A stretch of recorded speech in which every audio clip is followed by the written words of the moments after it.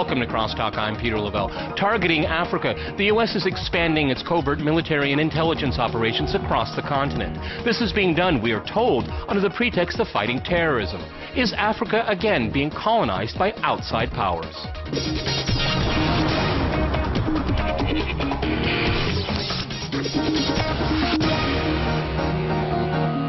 To Crosstalk the U.S. Military in Africa, I'm joined by my guest in Washington, Ivan Eland. He's a senior fellow and director of the Center on Peace and Liberty at the Independent Institute. James Mittelman, he is a university professor of international affairs at the American University. And Peter Pham, he is the director of the Ansari Africa Center at the Atlantic Council. All right, gentlemen, crosstalk rules in effect. That means you can jump in anytime you want. Ivan Eland, if I can go to you first, is the U.S. militarizing Africa?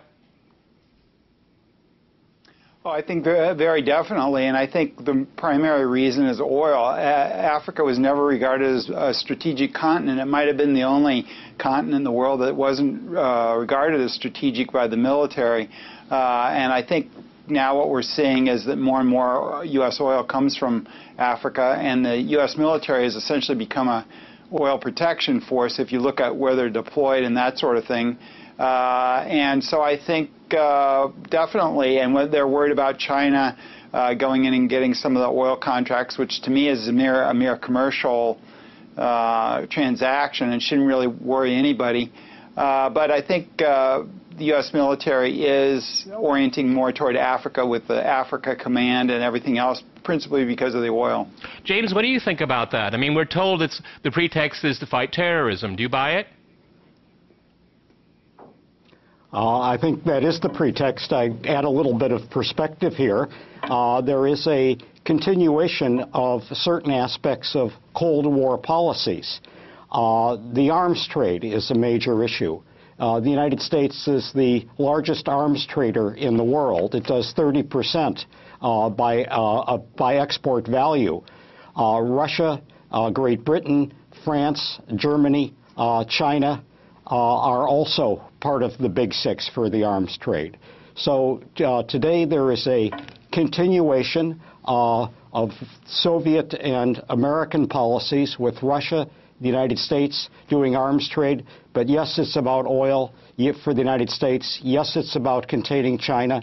And this is done under the banner of a war on terror. Okay, Peter, where do you come in on all this? Well, I agree that Africa is increasingly a strategic importance to the United States, but let's get some facts straight first. For example, if the pursuit of terrorists was merely a cover for pursuing and defending oil interests, the U.S. would certainly not have gone to bat to bring about the independence of South Sudan, where 80% of Sudan's oil reserves are found, and which goes almost exclusively to China. The interest would be far more in the western part of the continent, Nigeria, Algeria, where the U.S. does purchase its oil. On the weapons sales, certainly the U.S. is a major arms source of arms globally. But for most African countries, U.S. arms are not affordable. U.S. systems are too complex. In fact, the U.S. military, in a number of cases, has sourced weapons for allied countries to the former Eastern Bloc, or even looked at China as a source, simply because those weapons are far more affordable and easier to maintain for these countries. Can you explain to my audience what the mission of Africor is? Africom? What is its mission? The mission of the U.S. Africa Command is like that of all the 6 geographic commands, is to have planning purposes and military-to-military relations with countries in specific regions. Formerly, Africa was divided into 3 different commands. Part of it was handled out of the Pacific, part of it was handled out of the Middle East, and the majority handled out of Europe. That didn't give Africa the focus or the specialized attention it needed within the military, so those 3 subparts were put together in a specific command to take Africa on as a whole. What is Africa? What is it supposed to do? What is Africa Command supposed to do? Peter, I want to stay with you. What does it do? It's supposed to coordinate U.S. military-to-military relations, what has been going on before. I wrote a study a couple years ago saying, been there, doing that. It really just subsumes military-to-military cooperation, training, equipping, things that were done long before the Africa Command was created. It now does it together in a coordinated fashion, bringing bring it together under one. All right, Ivan, it sounds like me. Is it the United States? They want the United States to have Africans kill other Africans in their interest. That's what it sounds like to me. No, this is more Ivan first. Ivan first. Go ahead. Ivan first. Go ahead. Well, I have to say that Africa was split up in these commands, and it wasn't given much emphasis because nobody really cared about it, frankly. And now all you do is you hear the commander and other people in the command itself talking about what are the threats to oil, right? So I think oil is a major factor in this, and we can't discount that. I don't know as we're trying to. The United States is trying to have Africans kill other Africans, but certainly we have all these military training programs with special forces around the world, and that's kind of what ends up happening. We want geopolitical influence for oil and other reasons, but what happens is a lot of the time, unfortunately, all this training goes to repressing internal revolt. And we say that we're instilling democratic values, but you can't do that in a seminar or a training course or whatever. So these militaries take the military training, but they don't always have human rights and democracy in mind. So I don't think the U.S. has this idea that we're going to set Africans against each other, but unfortunately I think sometimes that's the end product of it. James, you wanted to jump in there? Go ahead. Well, yeah, I want to jump in and say that it's more about than military. Let me quote Vice Admiral Mueller of Africom. He said, protecting the free flow of natural resources from Africa to the global market is one of Africom's guiding principles. Okay. End of quotation. So Africom started during the Bush years. It's continued and expanded during the Obama years. Today, what has happened is that military assistance and other types of aid have become intermingled. The military, U.S. military is helping with immunizations, with health issues. The number of military personnel working on Africom far outnumber the number of Department of State and USAID officials. According to one of my sources here in Washington, it's 7-to-1 military personnel opposed to Department of State and USAID. I mean, clearly what is happening is that U.S. foreign policy is becoming very heavily militarized in various parts of Africa. Peter, how do you respond to that? Because that was my first question. Okay, go ahead.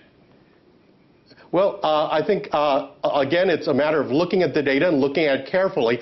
For example, Africom does have in headquarters approximately 1,400 personnel, but those are personnel based in supporting roles in Germany, in Stuttgart. On the continent, at any given moment, Africom has probably fewer than 1,500 military personnel, many of them in and out on rotations of short periods of several weeks or even days in training exercises and other functions. So when one compares that to the number of personnel in diplomatic missions and U.S. aid in any given country at any given point, except when an exercise is taking place, it's very hard to make the case that military personnel outnumber diplomatic and development assistance personnel. Okay, well, I mean, it is kind of interesting. Well, and hold it, if I could say, in 2010, $763 million was allotted to Africa Command, whereas the State Department's Africa Bureau operational budget had $226 million. I mean, how would you respond to that, Peter? I mean, it's certainly in the military is much more important, I guess. Well, no, if you look at the military, it has to do all of that with the $600 million you quoted. The State Department, that's only the operational budget. When you add in the aid budget, the budget for Millennium Challenge Corporation, other things, you get a far larger budget. It's just simply parsed in several different pots. One has to look at the aggregate rather than singling out the budget that goes simply to embassy personnel salaries and maintenance. Okay, Ivan, if I can go back to you, I mean, is the United States sending China a message here that Africa is a strategic interest of the United States? I guess the whole world is America's interest, but Africa specifically in this case. Well, I think, yes, they're worried about China, but China's activities are mainly commercial. And that really shouldn't threaten anybody because, frankly, when the Chinese government goes out and tries to develop oil sources that aren't really commercially available, it's just a subsidy to all us consumers around the world. So their state-owned oil companies really don't operate necessarily on the market-based principles. So a lot of times that's what they're doing. They're trying to lock up all these long-term oil contracts, but you know, that really doesn't affect U.S. security at all. And I would challenge anybody to say that it does. Any economist will tell you that the supply is just reordering, whatever. I think, you know, in the larger context, we measure people on the ground or whatever. But the problem with the U.S. military is it has all these builds all these relationships, gets everything ready to go, and then it has a swing force it can sent to anywhere. And I think U.S. foreign policy has become very militarized across the board. And just because, you know, if you don't have a lot of people on the ground in Africa, you can get them there very quickly, the way our expeditionary military works. So I think we've shown that we're going toward the military solution on a lot of different things. And if all you have is a hammer, everything looks like a nail. So, you know, there's no question about worldwide that the U.S. has become more militarized over time in its foreign policy. And I also would add one thing. I think in terms of U.S. security instead of U.S. empire, this is very bad because now essentially we've created the problem in Somalia of people trying to attack the U.S. when they weren't really trying to do that before. Somalia has always been a mess, but we always seem to make it worse every time we go in there. All right, gentlemen, we're going to go to a short break, and after that short break, we'll continue our discussion on Africa's militarization. Stay with our team.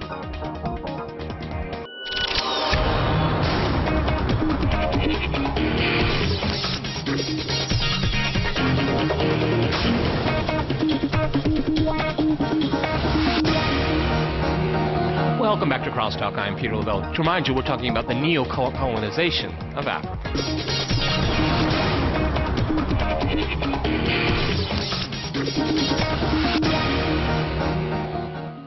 Okay, James, being an expert on Africa, I mean, how do the Africans feel about this, about the United States coming in, jockeying for power, and training its military for clandestine operations, et cetera, et cetera? I mean, do you have any information whatsoever what the people on the ground think? We always know what Washington thinks, but what do the people on the ground think? Well, there are governments who want U.S. military assistance and who gain from this. They're able to use military patronage within their own countries and to try to stabilize the situation. But most Africans want local solutions. Take northern Uganda, for example. I lived in Uganda for 2.5 years. Their religious leaders and other civil society groups are clamoring for internal solutions, not external solutions, to the problems that exist. At this point, General Petraeus over at the CIA is authorizing special operations. There are drone attacks, assassinations taking place in Central Africa today. Oftentimes, African governments are not notified before this takes place. But people want internal solutions.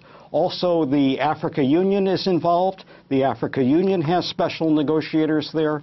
It's the U.S. role to support internal solutions to these problems, not to militarize them.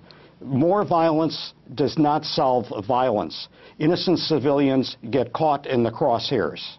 Okay, Peter, what do you think about that? I mean, what does the United States want to do? Does it want to have all of the governments of Africa on the same page when it comes to military threats and those kind of things? It seems rather odd to me. Why doesn't the African Union just take care of itself?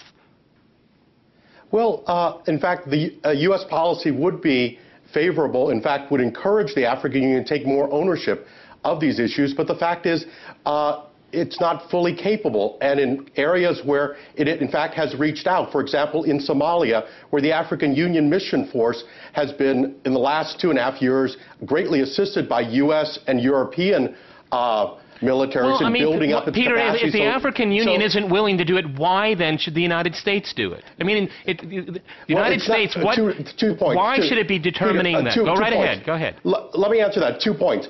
First, the African Union is willing, but it's not capable. There's a difference between the willingness to do something and the ability to do so. Secondly, in some cases, even if it were not willing, and those are few and fairly far between, the U.S., as any other great power, has its own interests, and those interests give it a right to act in the defense of those interests. Now, in Central Africa, we have instances where, at the invitation of local governments, the U.S. has actually gone in where it does not have a direct interest. Northern Uganda, James's example, the Ugandan military, along with that of the Central African Republic and the so-called Democratic Republic of the Congo, have been unable to deal with Joseph Kony for the better part of 2 decades. And it's at the request of these governments that the U.S. has sent in a modest force of special operations forces. A lot of people would say, just to reverse, Africom Command in this ridiculous story about Kony 2012 and all of that is just an invitation to advertise the militarization of the continent. What do you think about that, Ivan? Well, I think that's true. I mean, I'm not sure why Kony is a strategic interest of the U.S. Yeah, I agree. And when we say the U.S.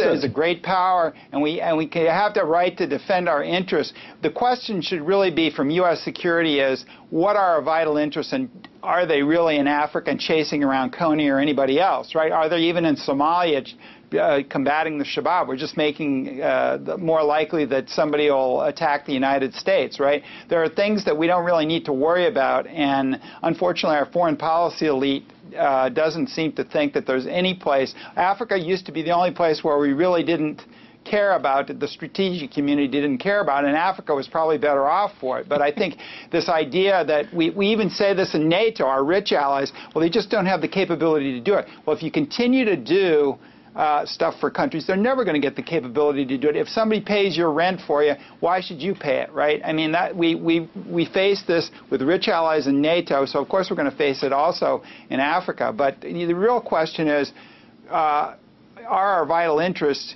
in some of these places, and why the heck are we there, right? Why not get out? Peter, you want to react to that? Let Peter first. Okay. Peter first. It's very simple. I think Ivan misses the bigger point. The bigger point is you can't have allies who you only call upon when it affects you, and you don't come to their assistance when they want something. Now, in the case of Uganda, northern Uganda, let's finish that example. Why do we need allies? We have drones. Because drones. In an era, we have drones. In an era, drones can't do everything. If you think so, if a bomb goes off there, no, they're probably not. No, let me finish. You can't get the NATO allies to do that. Would you mind letting me finish? Go ahead, Thank Peter. you. Go ahead, Peter. The fact is that we have allies, and allies occasionally need 100 special operations forces to help the Ugandans and others hunt down Kony. It's not a vital interest, but it's a vital interest to them. That's what friends are for. If we only call upon them whenever we need them, but don't respond when they need us, don't be surprised that we don't have many friends in international settings. So I think it's very simple. It's a vital interest to them, not to us, but we recognize that. That's why they're a partner. All right, James, jump in. Go ahead. Okay, who are the allies? Fact is that many of the allies are undemocratic regimes, and they are militias that are being funded by the United States. This is not in U.S. vital interest. There's a bill up in Congress right now to authorize more troops to go into northern Uganda and the Central African Republic. This follows making of the viral video, Kony 2012. Millions of dollars have been devoted to this by private citizens. Kony is not in Uganda at this point. It's a local band of criminals who have gone elsewhere to other African countries. The policy on the ground there is one of reconciliation. It's of amnesty. U.S. vital interests are to facilitate the development of Africa, to correct the poverty, to correct the inequality. Africans have to do this themselves. Development is an internal matter. Let development happen. Many African economies are growing quite rapidly now. According to a recent IMF report, 6 of the 10 fastest growing economies in the world are in Africa. Not all of that is commodity driven. much of the wealth from commodities is being diversified and industrialization is taking place. For the United States, it should be hands-off, except to support negotiated settlements internally and to give assistance to the United Nations High Commission for Refugees and to UNICEF to rehabilitate people in war-torn areas. Peter, if I can go to you, one of the concerns I have with this whole idea is that, I said earlier to get Africans to kill Africans. What I meant by that, I should have been more clear, is that you have basically allies in there, American allies in the region, on the continent, and you get them to do things for you so Americans don't have to die. Americans don't like it when soldiers die, but when other people's soldiers die, they don't really care about it. That's what I'm getting at. Using that as an alliance on the continent to go after American interests, protect American interests. Well, certainly, and part of that, I agree with you, Peter, on that, and part of that, however, requires building up their capacity, training them, and although I know some of my friends here are skeptical, in fact, Human Rights Watch reported just last month that the U.S. training mission in Uganda has actually helped rein in and professionalize the Ugandan military in several aspects. Is it perfect? Far from it. But is it an improvement over what was without those 100 special operations forces? Certainly. And so part of training up includes deploying small units for training purposes to fill in capacity gaps and to bring them up to a level where Africans can take ownership. And I agree fully with James. The big story in Africa is development and economic growth, but the precondition for either of those two is security, and in all too many places in Africa, regrettably, security has to be established first, then we can build up. Okay, Ivan, what do you think about that? I still don't understand why the United States has to make Africa safe. Well, I think that's exactly right. I mean, we can't afford this. I'd like to bring some domestic reality to this conversation. We've run wars in Libya, which are not in our strategic interest or whatever, and we have a $1 trillion budget deficit, and something has to be cut. And we may have draconian budget cuts if the Congress and the President don't do something about it. So, which is going to cut back the military capability. And even if we don't have the drastic cuts, there's still going to be cuts. And I think we need to start prioritizing what are in our vital interests, what are not so vital, et cetera. And I just don't think we can afford this kind of stuff anymore. And the second thing is, look what we've done in Yemen and in Pakistan. The Pakistani Taliban they didn't even exist before we went into Afghanistan. Now they're attacking the U.S. with terrorist attacks. The same way with the people in Yemen, Al-Qaeda in the Arabian Peninsula. Well, if we go into Africa, what about the Shabab? I mean, there's a lot of Somalis that live in Minnesota. Do we get retaliatory terrorist attacks there? How is that increasing our security for these? It's great to have allies, but we need to know why we're having allies places. The U.S. just goes out and tries to get as many allies worldwide, and that was the superpower days, the Cold War days. And we don't really need to do that anymore. And I think we need to be a little bit more careful where we're intervening and who we're helping, because we may be making people mad. Okay, Peter, I'm going to give you the last word on the program. Blowback, that's what we just heard. How do you deal with that? Well, I think you do it by partnering with countries, being clear and transparent about our mission, doing it intelligently. I agree with Ivan. You can't do everything to everyone, but one has to assess the cost benefit. And in Africa, it's a very minimal investment. The figure you cited, $600 million. With the budget cuts, it's going to be a little slightly less than that. That's to secure a continent that is soon to be home to 1 in 4 of the world's workers, the supplier of about 1/4 of America's energy imports. It's certainly a very small investment. Jump in here. We always end up on the note of oil here. Many thanks to my guest today in Washington, and thanks to our viewers for watching us here at RT. See you next time, and remember, CrossTalk rules.